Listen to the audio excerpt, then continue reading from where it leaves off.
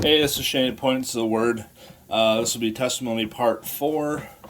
Last time we were talking about how I had met a girl who I put in the category of like potential. So this is where that story starts out now. So now I'm living in my own apartment, and I think I mentioned 2 videos ago how I was experiencing like paranormal activity and stuff like that. Like a lot of like crazy stuff happening there. So yeah, this is where I had most of that happening. But that could be a different video, like I said before. So yeah, I'm living in my own apartment. I'm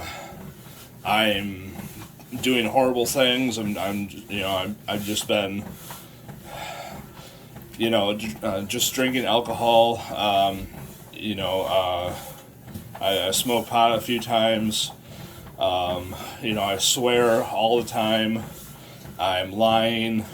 Just stealing.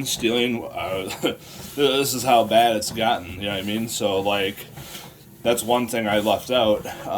So stealing, I was stealing basically anything. Like, I'd go through like drive-throughs and just like order expensive stuff and like just lie. I'd lie and steal. I'd call them up, ask to speak to a manager. And I'd say, hey, this had sour cream or mayo or something on it, and I'd lie about it. They did it perfectly. Like, they made my food perfectly, but I just want to lie and steal and, just benefit myself. And so I would do that all the time. So that was my life. Just drinking alcohol, lying, stealing, just doing my own thing, like worrying about me. It's all about me. So yeah, I met this girl who's my wife now, and basically wanted to transfer rather. I want to transfer my life over to hers, and just live like that.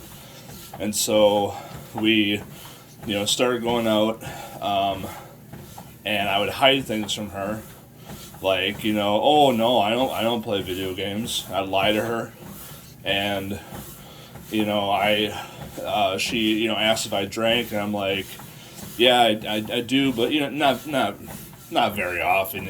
Socially, I drink socially, and so I'd be hiding alcohol from her. I'd when she'd go away, I'd drink and just like just hide it and drink behind her back.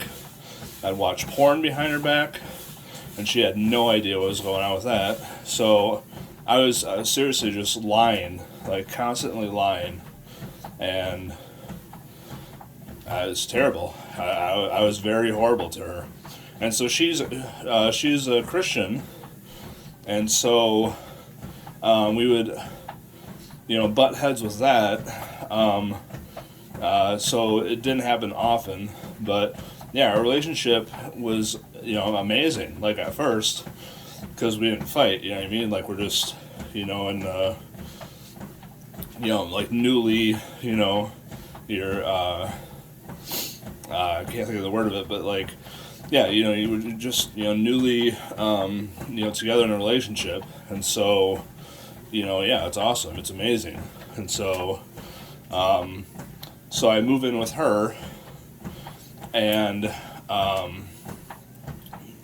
that was deceptive on my part too, because I wasn't making much money, and so, I moved in with her to because I couldn't afford my rent, and so that was deceptive on my part too. So yeah, it's all about me, just looking out for me, and so yeah, I moved in with her.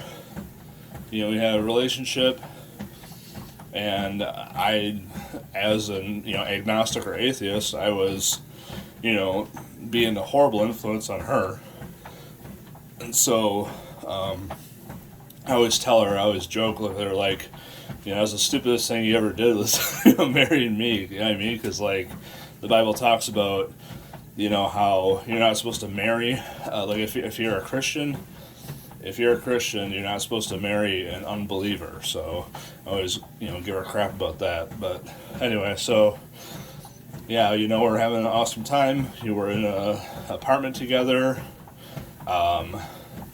and so yeah, just it's amazing. But then time after time, like after a while, we start having fights and stuff.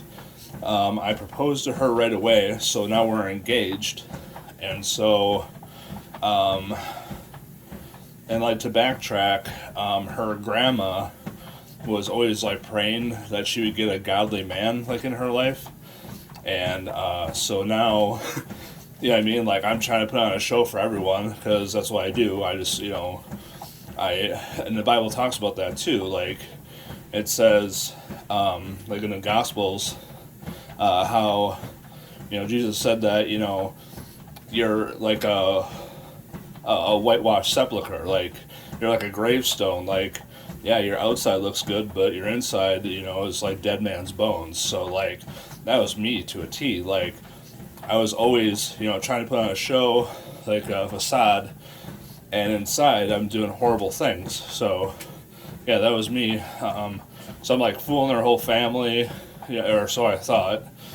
And so, that's what I was doing. I was doing that to my wife. I was doing that to her family, and so, so